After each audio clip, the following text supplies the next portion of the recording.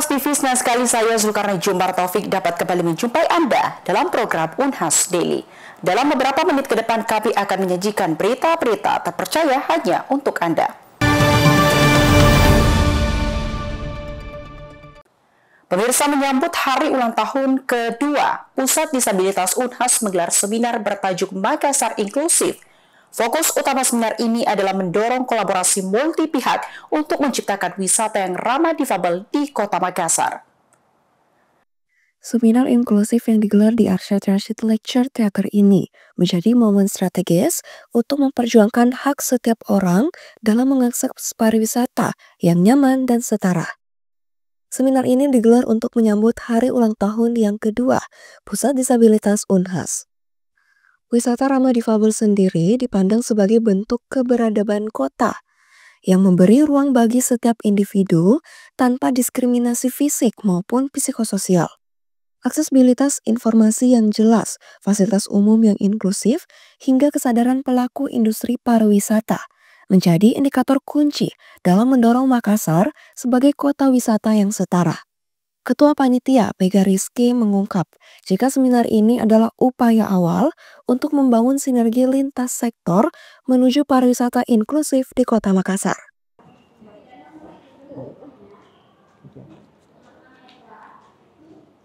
Hari ini ada kegiatan rangkaian seminar rangkaian dari acara ulang tahun Pusat Disabilitas Unhas. Tujuannya untuk apa? Membangun pariwisata inklusif untuk teman-teman disabilitas. Dan ada banyak yang hadir, ada pemateri-pemateri yang sangat luar biasa, ada dari aktivis tuli dan dosen administrasi serta dosen pariwisata.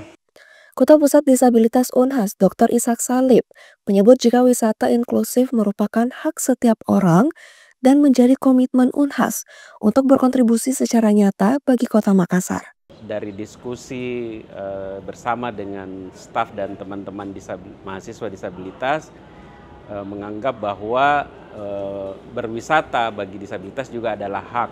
Dan untuk itu kami merasa bagian dari Unhas ingin berkontribusi secara lokal untuk Kota Makassar agar wisata-wisata di Makassar ini bisa lebih inklusif.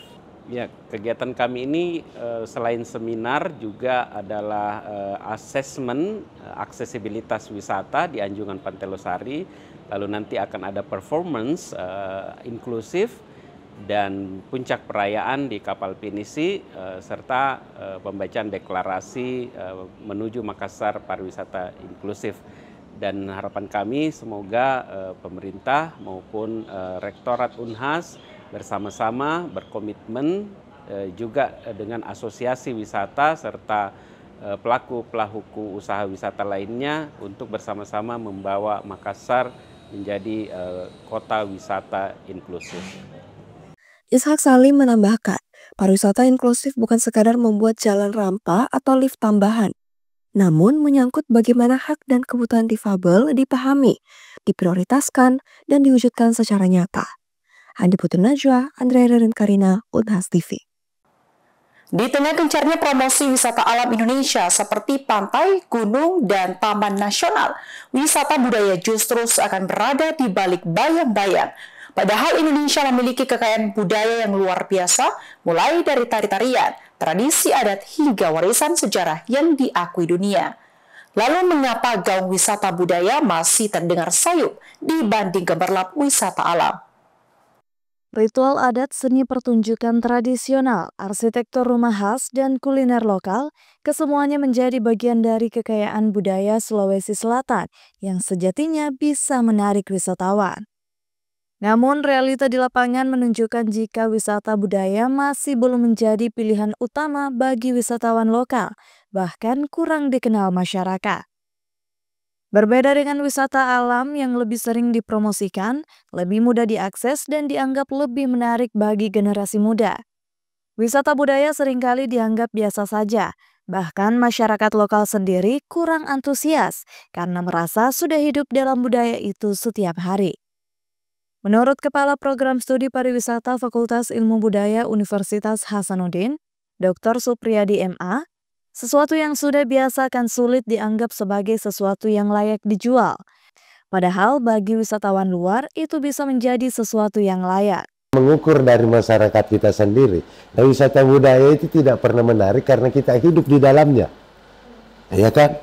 Sesuatu yang menjadi kebiasaan kita kan tidak menarik gitu. Dia akan menarik kalau dilihat dari perspektif wisatawan luar. Makanya sebenarnya objek wisata budaya itu tidak diperuntukkan untuk masyarakat yang sudah hidup dalam budaya tersebut, harusnya dari luar. Makanya Toraja itu masih menjadi wisata budaya yang menarik bagi orang luar kan. Jadi coba tanya orang Toraja sendiri, itu kan biasa saja. Nah, oleh karena itu yang perlu dilakukan mungkin ada branding ulang terhadap wisata budaya kita.